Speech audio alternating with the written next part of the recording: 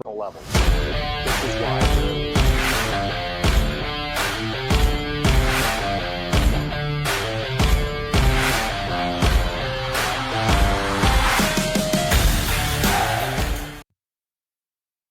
Hey, everybody. Welcome back to the Baseball Recruiting Deep Dive Podcast. Today, we're joined by Seton Hall coach Giuseppe Papaccio. Giuseppe, thanks for joining us. I got the name pronunciation right. Yep. Now, take us through your career, your journey, how you got to Seton Hall, and kind of what you guys are doing there now.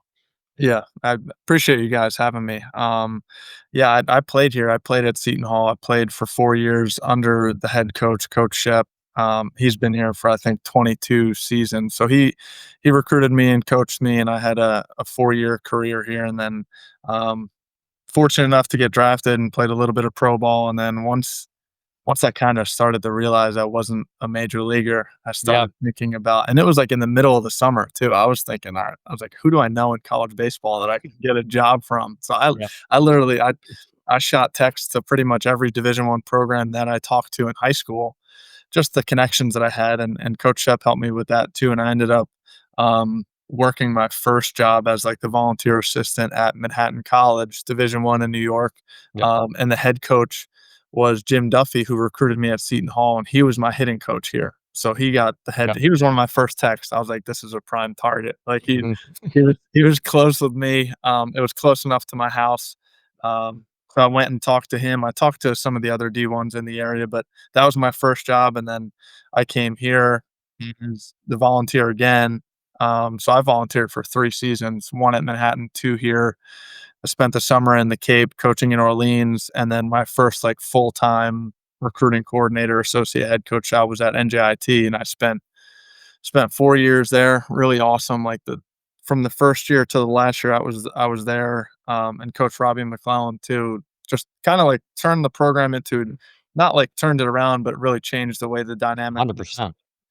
players that they got, and I guess like expectations and work ethic and all those things. And we won a regional game, and I think they've had some really good seasons after that. And then after those 4 years, I came back here as the associate head coach and recruiting coordinator, and I've been here. This is going to be my 4th season, so 11th overall Division I season, 4th back here. I guess like my 10th total, 4 years, then 2 years as a volunteer, and played 4 years here. So that's 10. And my mom has been a professor at the school for got to be almost 25 years. Nice. So I don't even know if Murph knew that. I've been in the area. I grew up 20 minutes from here, so I've been Seton Hall blue through and through for a long time. You're the hometown kid. You mentioned that to me. We were talking. You were recruiting an arm I worked with, and you had him talk to mom just about the school and everything. That was like 2-3 years ago at this point. But staying on that, just for obviously anybody that might not know a ton about the school, just go through kind of just the basics like location, to conference, enrollment, common majors some guys have on the team, just some of that. Definitely. Yeah. Seton Hall's in Northeast New Jersey. We play in the Big East Conference, which is a pretty just like closely regional based conference. We've got obviously like Creighton out in Omaha and Xavier by Cincinnati, but it's like us, St. John's, UConn, Villanova, Butler, Georgetown. So it's a lot of it is within driving distance, but the Big East used to be very different years ago, but that's the Big East that we're in now. We're about 30 minutes, depending on travel, to New York City, but also only like 30 to 40 minutes to certain places at the Jersey Shore. So it's a pretty unique location. And then if you go west, you could be in like West Jersey, and it looks like you're in different state. It looks like so it's a really unique location. But we get a lot of our players from the Northeast, New York, New Jersey, Pennsylvania, Connecticut. We've started to expand down a little bit. We've got a South Carolina commit, a Florida commit. We've had, when I was here, I played with a kid from Oregon. We've had kids from California. And a lot of some of those kids come for like the proximity to New York City. Obviously they come for the baseball. It's a top 10 conference in the country, the Big East, pretty much every year. But the last couple of years it's been right in the top 10. So a lot of them come for the baseball, but really a lot of them come too for the business school and like sports management, sports marketing, Yeah. accounting, finance, all of those things because it's so close to the city. And even like the local kids that we recruit, those guys want to kind of stay in that. I guess that's popular, and I'd be lying if I said it wasn't popular. Like as far everybody wants to be like an entrepreneur and in like the business world, which is awesome. I would say maybe 60 to 70% of our guys come in with that type of focus, like either business undecided or they want to do sports management, sports marketing, like those types of things. But we've had guys that want to be PT, AT, they want to be we had a guy do pre-med. We've had elementary education. We've we've checked all the boxes. So honestly, in the recruiting process, there aren't too many majors that kids will tell me like, "Hey, I want to study this," and I have to tell them they can't. So there's Yeah. a there's a Yeah. there's a wide net of majors and focuses and minors, and even like the transfer portal kids for like graduate certificates and graduate programs. So it's pretty awesome. Like when I was at NJIT, it was kind of like engineering and business. It was like Yep. kind of had to fit right in that mold. So Seton Hall is a little bit more, I guess, like open to different majors. But yeah, I think that checks off some of the boxes as far as where we're at. We're pretty close to New York City. Like some of our guys they'll jump on the train that's less than a mile from campus, and they'll go to Yankee games and they'll go to Mets games, and then the Prudential Center is 15 minutes away. They go to New Jersey Devils games, and they'll go to Madison Square Garden. You can take a direct line to New York Penn Station. So that's for anybody that's not in the area or doesn't really know. That's kind of like the surrounding area that we're at. Yeah. That's awesome, man. So take us through your primary responsibilities on field and off field. Yeah, I'm the recruiting coordinator and associate head coach. So as far as recruiting players, I make my own schedule and I kind of like target a specific area of guys, and that's all. You guys know it better than anybody. Like you kind of have to fill your needs for what you're losing and who's graduating and who's getting drafted and all of those things. So all of our staff too. We've got the spreadsheets and all the academic money and scholarship money and all of that. So that's part of, I guess, the recruiting job is and Coach Shep does an awesome job. He gives me complete autonomy. I pretty much recruit who I want and go to whatever games and tournaments that I want. And he gives me that freedom. But on the recruiting side, that's kind of it. I kind of pick and choose where I go, and I use guys like both of you to help me with. All right, hey, I need this position. Do you have any Mhm. guys?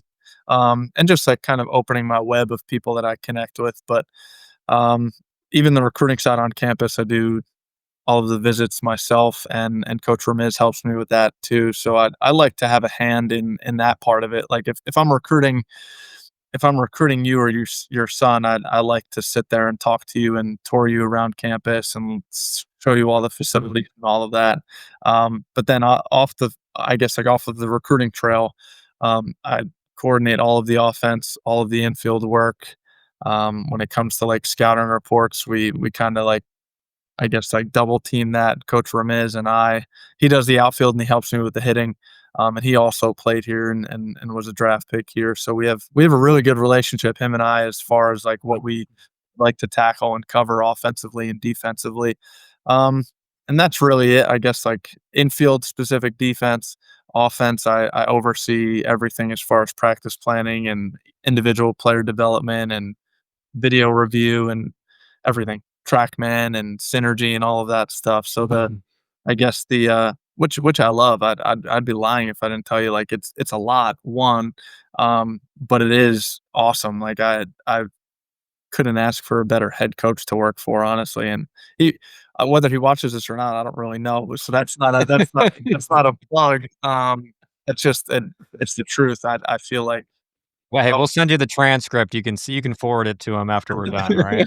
yeah. Hey, I'll scroll to this timestamp and you'll see what I said. Yeah, but no, it's the truth.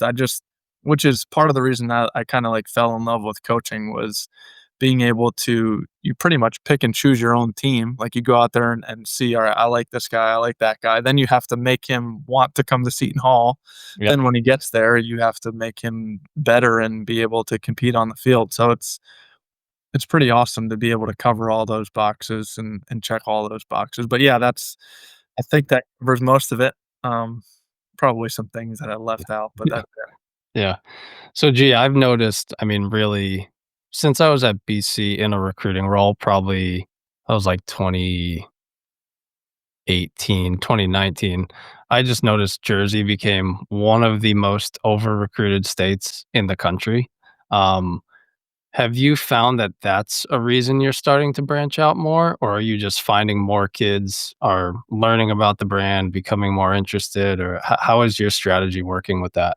Yeah, you're 100% right, and I feel like it's been like that for a little while. Part of it is, like, the dense population. There are kids everywhere, schools everywhere, but also there's, like, facilities everywhere and a Yep. million travel teams and all of that. So I think it's heavily recruited partially because of that, and there's a rich history of really good programs that are in the area. There's the Seton Halls, the Rutgers, the St. John's, the UConn, all in those in that tri-state area. So there are really good players in this area. But if you look at like the draft picks, the high school draft picks, there's been a bunch of those too in the last couple of years. But I think it's always been pretty densely populated with good players. But I wouldn't say I'm branching out because there's so many good players and they want to go elsewhere, but honestly, the more players I am open-minded to each year, I realize that sometimes you get those blinders on, like, this is a Jersey kid, we can get this kid, and he might seem a little bit more appealing than like, even, like, the senior futures games the last couple years. You go down there and you're like, "Wow, there's a lot of good uncommitted players." Like, Yeah. that are they might be like the kid we got one from Florida and one from South Carolina, and I really believe if you threw them in Diamond Nation, which is like the recruiting hotbed of New Jersey, if you threw them there for 2 weeks in the summer, Yep. they'd be gone quick, but sometimes they get Yeah. kind of, like, swallowed up by a bigger pool, and that's kind of the reason I've kinda started to do that, and I've had some really good connections in those areas, so what you're definitely right. New Jersey baseball has always been good, and people ask that question all over the Yeah. place, but that's the truth. It's always been solid, but I would say primarily, like, probably almost 50 to 60% of our roster is New Jersey or New York, and then I've had a couple good connections in Connecticut, and obviously you, Murph, have opened my eyes to a couple different guys and a couple different coaches up there, but really that's just the truth of it. There are a lot of good New Jersey players that I would like to keep in the area, Yeah. I just think that we'll probably talk about that a little bit more, but transfer portal too, like, there's a lot of guys that I recruit that might tell Seton Hall no, and then a year from now or 2 They'll be years, back. man, yeah, I literally there's in the last 3 years, there's, like, 2 on every team that I'm like, "You remember?" They're like, "Yeah." So it's a good way so, like, honestly, the relationship piece and it's good for your listeners too, the high school kids and the parents. If a kid calls me and tells me I'm going somewhere else, I've got no hard feelings. I'm not the coach to, all right, good luck, click. It's like, hey man, good luck. Yeah. Like I'll probably see you 10 more times before you even get Yeah. there. And then when you get there, I'll follow you. And then part of it is like some kids want to come back home if it doesn't work out, whether it be roster size or performance or whatever. But there's been a lot of crossover from kids that I've talked to, and then you end up talking to them a couple years later in the portal. So you never really know. I do think that's a good piece of advice that not enough people know, that it's like you're gonna run into some of these coaches again. Yeah, don't You're burn any bridges, right? Like, yeah, you keep those good relationships healthy because you just never know what can happen. Um, yeah. Giuseppe, when you're out on the recruiting trail, what are those things that you look for in a player? Um, you know, Everyone's looking for guys with great metrics, great numbers, but there are those intangibles that really stand out on the field. And then what are those things that are the big red flags for you where, you're watching a guy and man, he looks like he could be a guy for you, but then you see him do this or him do this and you're like, man, I don't want to touch that anymore. What are those things for you? Yeah, I think and again, I don't have all the answers to anything really. I've learned even this year, I've recruited a little bit different than I did last year. So every Sure. year it kind of changes a little. But I used to. I'm just going to be really transparent. I used to be super offensive, heavily recruiting. Like Yeah. I would recruit if I was bringing in 5 position players. I wanted all of them to be able to hit, and like I'd be like, he can play some defense and he can do this and that. Sure. And then like a year like last year, and and it's happened before, even at like NJIT, you recruit the bat, and then it comes down to like the season is it's a 3-2 game, and they just can't defend their position, and you're like, man, Yeah. like I should have, Yep. which you might look at it the other way too. He comes in up in a big spot if you recruited a defense first kid, and you're like, man, the kid can't hit. You know what I mean? Yeah, So exactly. you can look at both sides of Yeah. it, but honestly, I've had to do a better job each year of knowing, okay, this kid fits in this profile of type of player that we need. So if it's a corner outfield banger type of guy that'll drive in runs, then maybe he plays a little bit less defense, and we kind of like, I guess, recruit him as this position and spend the money based on that. And then I've noticed the guys up the middle of the field, I've had to do more evaluation on what position can they play and what position can they play in the Big East, because Yep. that's a big separator. It's like you go around, you guys do it too. You go around and watch high school baseball for 90 straight days, pretty much June, July, and August, and like what a good shortstop looks like for a couple months in the summer is different from like if you're when you're trying to beat a Big East team, what that shortstop Sure. like. So I guess to me the thing that I've been targeting most is a little bit more of like a jack of all trades type of player if you were a middle of the field type of guy. So, like the first baseman, third baseman, right field, left field. Sometimes I'd just being honest, I recruit the bat first. I've Yeah. learned if I'm going up the middle, center field, second base, shortstop, and catcher, I got to recruit heavy on what you can do for us defensively, like just to not give away free runs and not be a liability.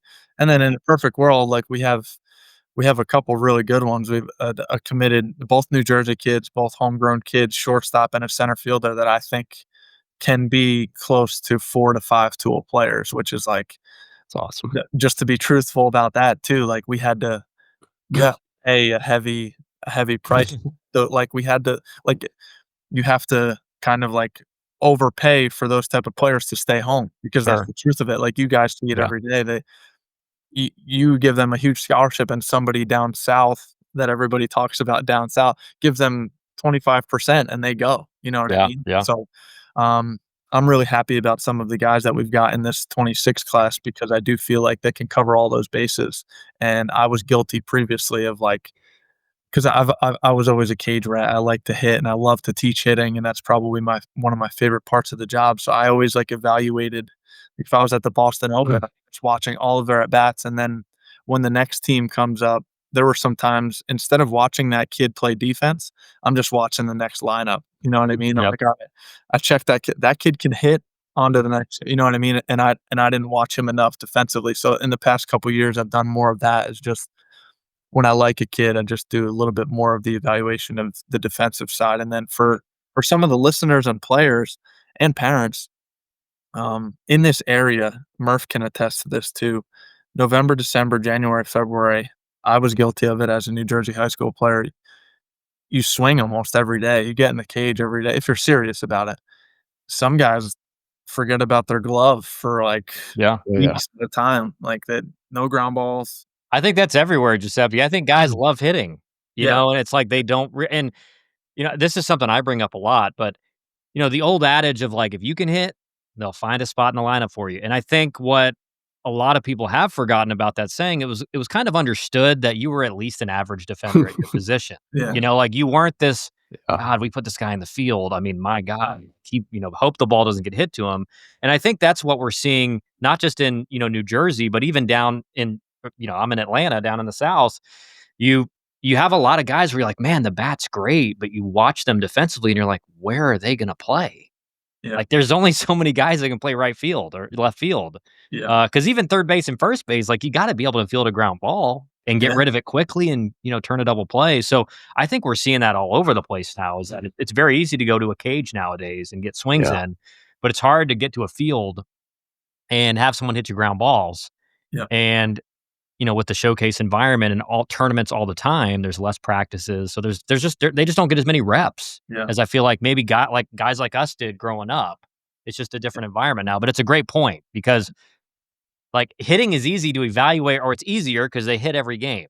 You may go watch a guy defensively and he doesn't get one ground ball hit to him the whole game. And you're like, golly, man, 3 hours and I didn't get one. Yeah. That's the truth. But part of that I really have, I guess, a lot of pride in talking about is the conference itself too, the Big East. Like if you were to go and look at if any of our guys listen to this, they'll laugh at it, but we talk about it almost every practice is like we want to raise the floor of really like how bad we'll ever play. If we're at our absolute worst, we are gonna still run the bases really well, play smart baseball, and play really fundamentally sound defense. That's a goal. Yep. Like Yeah. whether that's gonna happen, we're gonna see really, but like those things to me in the Big East Conference, if you go and look at all the box scores of last year's games and you look at over the last 10 years, who are the 4 teams that get in the tournament, it's a mix of teams almost every year, and it comes down to the last game of the season, and it's every game is like a 1 or 2 run game. So for Yep. us, like last year, we got in a couple spots where like we had one error that killed us and we lose the series. And then at the end of the year, you finish 5th and only 4 teams make the conference tournament. And you're like, Yep. man, if we just had some guys to catch it and throw it. So I'm sure a lot of teams can talk like that, but that's just something that I think players too that might be listening to this, like if you can hit a little bit and you're athletic enough to run, but you can really defend, you're like a next level player. Yeah. Like if you can't defend and you can't run, you gotta be like you have to absolutely clobber. Like And you and have and, and Giuseppe and Murph, I'll let you go after a second. And I All keep good. interrupting it, but I think it's what's interesting is there's really no routine at bats. Like you're expected to kind of fail in an at bat. You hit over 300, you're a really good hitter, but there are routine defensive plays. Yeah. And the fielding percentage is, if you're a really good defender, you're fielding like 990, 980. There's a reason that's the expectation because there are a lot of routine plays that should get made. So I think when you're remembering, man, we made that one error, you don't you can think of like, man, if we had just gotten a hit there, but you also know, man, hitting's tough. Mhm. Like hitting's really hard. Defensively, it's like, man, that was a routine play. If we just make it, we're in the tournament. So I think that's why you remember that. And we all as coaches and players, we think about those plays because it's like, man, that was a routine play. If we make that, we're where we need to be. Yep. So Murph, go ahead. Go ahead. But I think those are great points you bring up. No, that's good. So gee, talking just kind of roster construction, are you guys leaving a few spots per year for like that June kind of transfer evaluation, I guess, period? Or is it evaluating through the year where you're gonna fill gaps? Or how is that gonna work for you guys? Yeah, I think it's I guess it's just nature. I'm just really transparent. Maybe I'm almost too transparent sometimes, but our best players the last like 3 or 4 years have been the freshman and sophomore slam dunk recruit that we nail out of high school, and Yep. he's ready to play right away. We filled in with some good transfers that we've gotten, and really like the top 4 transfers that I can remember are all kids that I recruited out of high school. So like they come in, like I Yeah, could, you really know what you're doing, man. You yeah, can identify talent. like Hey, they pace call me yourself a no, little bit there. no thanks. I'm like, all right, see you. Write that But name down for later. yeah, but I've just if you asked me this question 5 years ago, we got to hammer the portal. We got to hammer the portal.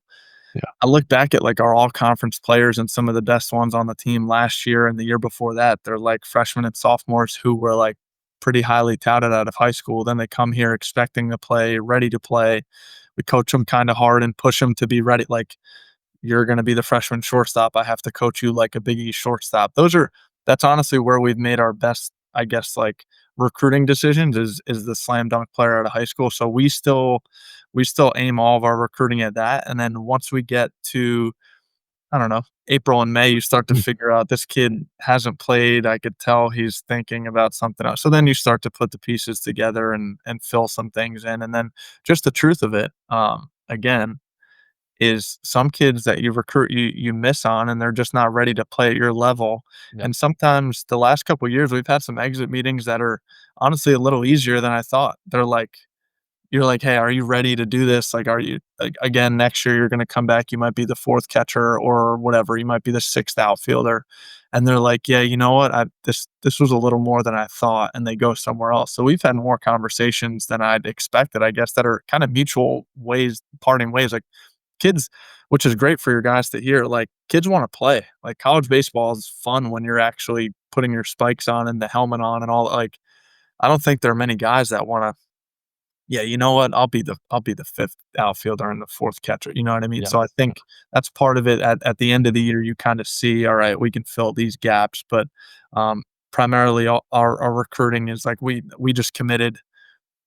We've committed 3 2026 players in the last month, and in July I was like, yeah, we're done with 26. And then I was like, no, we're not. Like, because the negative side of it too is that like we lost some really good players last year. Like we lost guys that we wanted to be on our team this year, and they go to Kyle and I were talking about it. Like they go to some programs that write them a check and can help them out financially. So that's just the truth of it too. Is like we keep our eyes open because you never know. Like you never know who's going to pop this year, and then it's somebody calls him and he goes somewhere else. So like we don't want to be caught with not enough good high school players. So we just keep our eyes open and keep our ears open, keep our relationships open.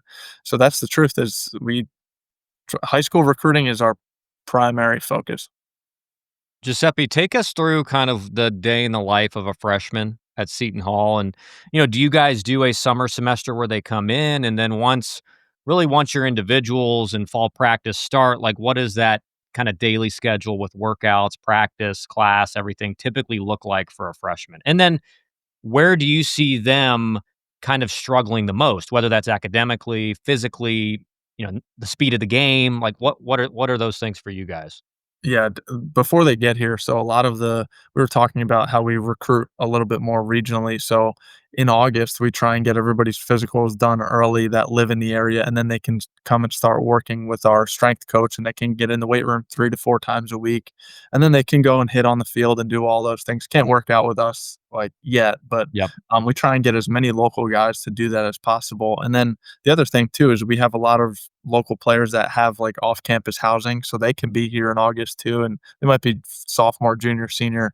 They could use the facilities, so we kind of keep all of the facility stuff open the whole year. But the freshmen, we try and get them a head start to like the lifting program. So September, it's not everything. It's not team practice, lifting 3 to 4 days a week, hours of class, homework, study hall. It's not everything at once. We try and kind of ease them into what it's going to be like in the beginning.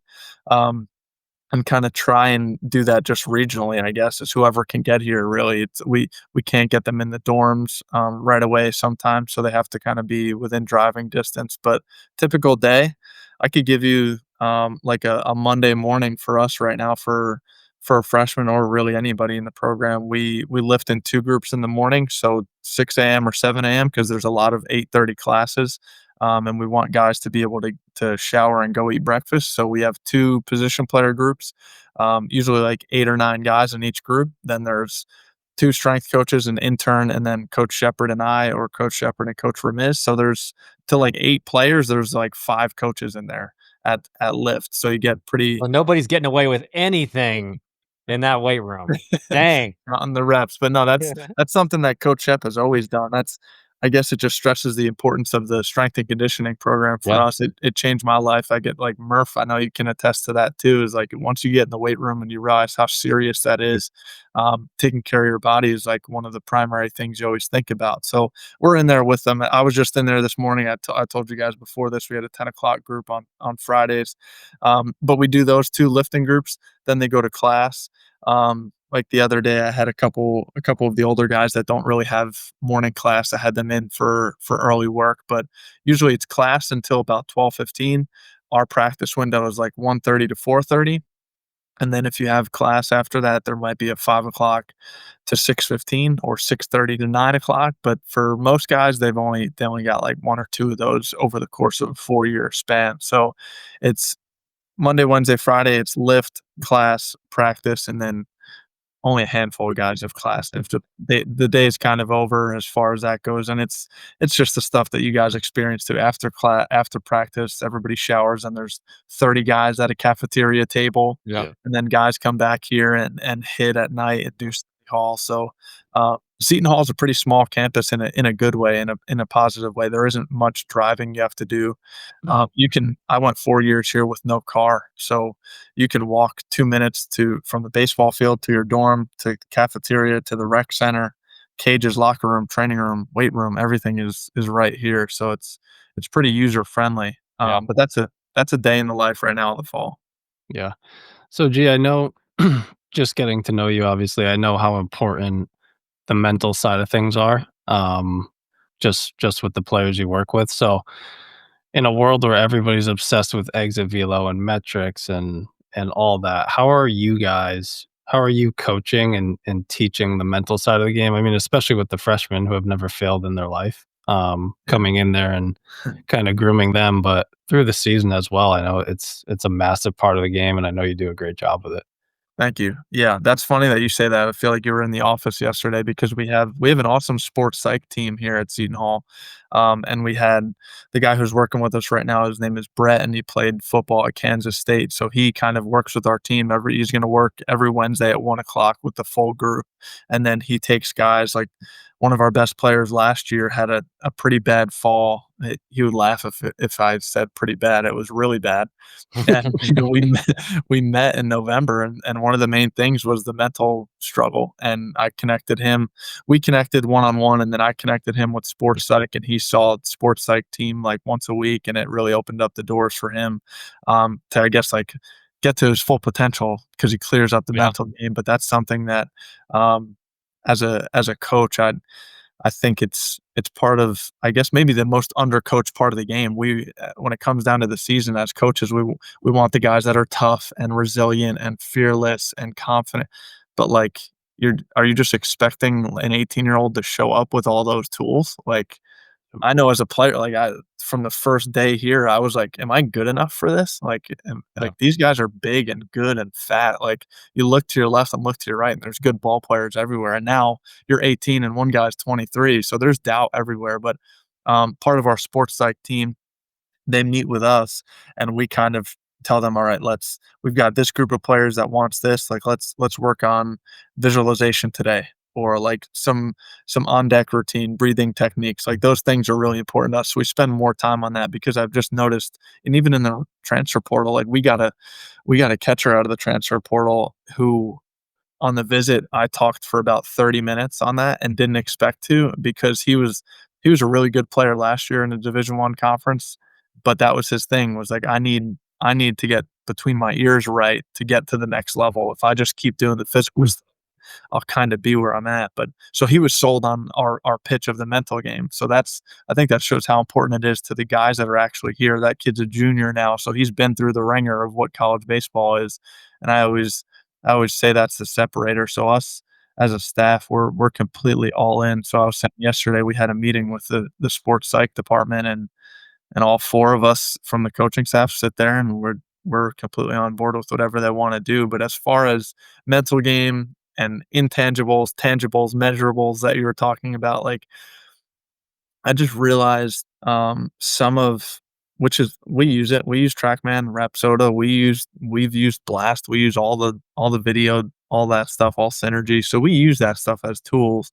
But I think the relationship part is really important because you start to learn about what's the truth of each player. Like, because we've run into guys that can hit the ball 100 miles an hour on command at a 20-degree launch, but then if they're 0 for 1, you might as well pinch hit. You know what I Yeah. mean? Like, Yeah. so that's a piece of it too that you have to do relationship wise, is kind of build conversation with them and learn a little bit about them. And I do that in the recruiting process. Every recruit that we have on campus, we go to the film room and we talk about the mental game. And I tell them, if you're not serious about it now, I would start to get serious about it, because when you get here, not that it's too late, you're just going to be trying to catch up. So I think that's a main piece of it too, is like, for your listeners or the guys that you work with, the high school player who spends an hour in the cage and an hour in the weight room, give yourself 20 minutes to start diving into some videos on YouTube or podcasts, or just start reading books. That's where it started for me.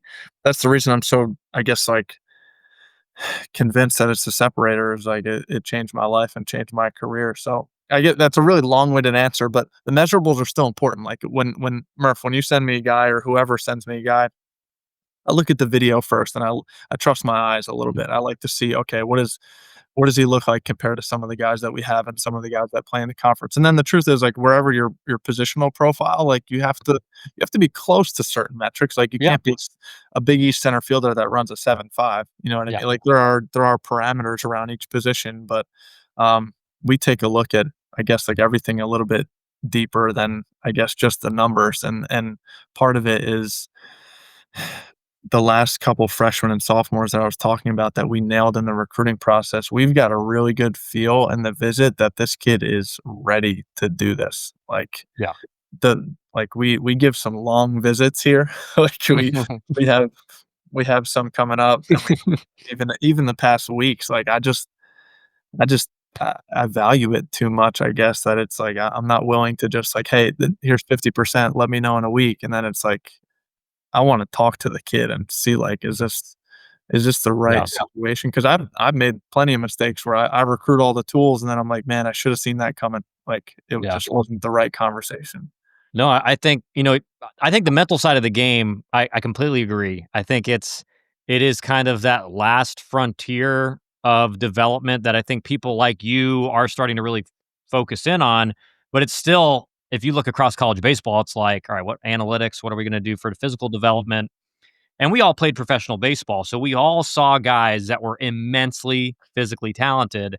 And like you said, 0 for 1, 0 for a couple games, they're done. Their season is over. They're spiraling. I'm the worst player ever. And I think professional baseball really brings that out of you because you play every day. So when you're going bad, And you're it's alone a bad. lot of I the mean, I time. remember my worst stretch was I was 0 for 28. And I remember thinking like, my God, am I ever going to get a hit again? Like, and one of my Latin teammates was like, "Hey, like, you need to try this because you can't hit right now, man. So you might as well." And I was like, "Yeah, you're right." Yeah, Um, sure. but it was that ability to, you know what, like, I will get out of this at some point. I just need to keep working. That allowed me to, get out of it and still have a good year. But I wanted to ask your opinion on this, Giuseppe, and I think part of the reason why we see guys who are struggling, maybe more so with the mental game, then maybe our generation or generations past, yeah, I don't think it's, maybe there is like, hey, we're just tougher than these guys now. I don't think it's really that, even though some people will say it. I think, we didn't, when guys that we played with were throwing a bullpen, they didn't have a track man right next to him saying, hey, your stuff doesn't look great today. Your fastball velocity's down, your spin rate's down, or you're hitting in the cage or you're hitting on the field and it's on the screen and your exit velo's down and your launch angles aren't looking that great. I think there's so much more real-time objective data that these guys can see about themselves now that they're like, man, like he's in the bullpen getting ready to come in an inter squad as a freshman to make a good impression. And he's like, my velo's down. How am I going to get outs This now? is gonna be bad, right? Right. Whereas guys that I played with and we played with that, Yeah. maybe a coach had a radar gun back there, but like the player really couldn't see it. And they still thought, hey, hey, I got my A stuff today, baby.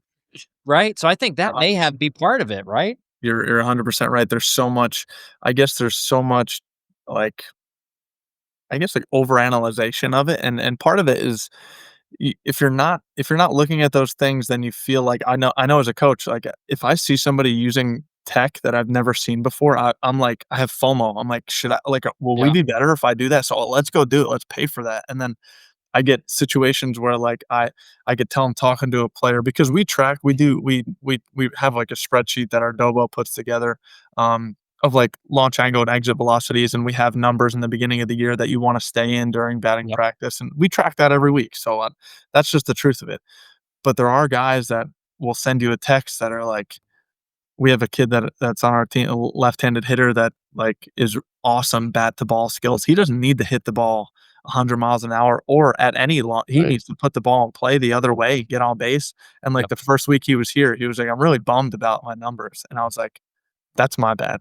I was like, "I need to be more clear with you that like your game is Yep. to not look at the scoreboard and not be obsessed with the spreadsheet.